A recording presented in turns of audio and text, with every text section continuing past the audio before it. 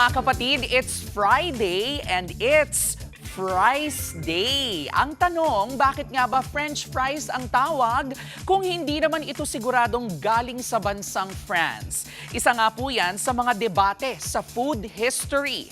Hanggang ngayon, nag-aagawan pa rin ng Belgium at France kung sino nga ba talaga ang nagpauso ng fries. Ayon po sa isang sikat na kwento, noong magyelo ang mga ilog sa Belgium, hindi sila makapangisda. Kaya ang mga patatas, hiniwa nila na parang isda at iprinito. Pero kung Belgium nga, bakit French ang fries? Noong World War I, nakatikim daw ng fries sa mga sundalong Amerikano sa Belgium. Pero dahil French ang wikang ginagamit ng maraming Belgian, edi tinawag po nila itong French fries. At yan na nga ang tawag na kilala hanggang ngayon. Sa Belgium nga, meron po silang fries museum para malaman ang kasaysayan nito.